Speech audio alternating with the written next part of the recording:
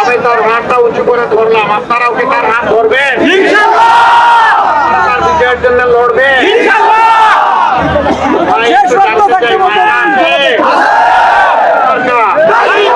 আপনাদের পক্ষ থেকে তুলে দিলাম। এই 56,000 বর্গমাইলের উপরে আল্লাহ তাআলার পক্ষ থেকে যে ইসলামের বিধান দেওয়া হয়েছে, সেই বিধান আমরা কায়েম করতে প্রতিশ্রুতি করছি। আমরা আমাদের প্রিয় বাংলাদেশকে ভালোবাসি, 18 কোটি মানুষকে ভালোবাসি এবং আমরা প্রত্যেকটি মানুষকে সম্মান করতে বাধ্য। আমরা প্রত্যেকটি মানুষকে সব থেকে আমরা তাদেরকে ইজ্জত দিতে বাধ্য। আমাদের এই দেশ একে একে 14 বছর স্বাধীনতার অতিক্রম করেছে।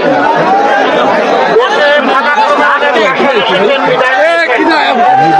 যারা জাতির জন্য যতটুকু ইতিবাচক অবদান রেখেছেন, আমরা তার জন্য তাদেরকে ততটুকু ধন্যবাদ জানাই।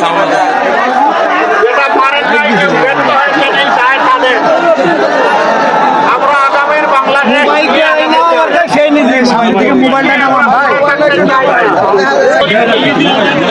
ধারণ করে আমরা সামনের দিকে এগিয়ে যেতে চাই। আমরা দুর্নীতিমুক্ত বাংলাদেশ করতে চাই, বাংলাদেশ করতে চাই, আমার পরিবার জন্য একটা নিরাপদ বাংলাদেশ করতে চাই। হাতে আমরা কাজ তুলে দিতে চাই। মায়েদের ইজ্জত, সম্মান এবং নিরাপত্তা ঘরে চলাচলে, কর্মস্থলে সর্বত্র আমরা নিশ্চিত করতে চাই। আমরা এদেশের প্রত্যেকটি মানুষকে স্বপ্ন দেখাতে চাই, সেই স্বপ্ন বাস্তবায়নের শরিকও করতে চাই। আমরা এই জাতিকে আর বিভক্ত করতে চাই না। আমরা চাই আমরা সবাই মিলেমিশে হাতগুলো একত্রিত করে সামনের দিকে এগিয়ে যাবো। প্রতিহিংসার কবর রচনা করবো, তুষারুপের রাজনীতির থেকে দেশকে বের করে নিয়ে আসবো এবং মিথ্যাবাদী রাজনীতি দেশকে বের করে নিয়ে আসবো। কায়দায় কেউ আর দেশ খেলানোর চিন্তা করবে না, সেই পরিবেশ নিশ্চিত করবো। আমরা আপনাদের দোয়া চাই, ভালোবাসা চাই। এটা কোনো নির্বাচনী মিটিং না।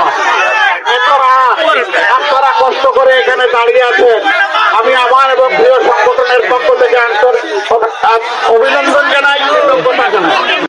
রাত্রেই আমরা ঘোষণা করেছি, অতীতে আমাদের সাথে যে যে আচরণ করেছেন আমরা তাদেরকে দলের পক্ষ থেকে ক্ষমা করে দিলাম।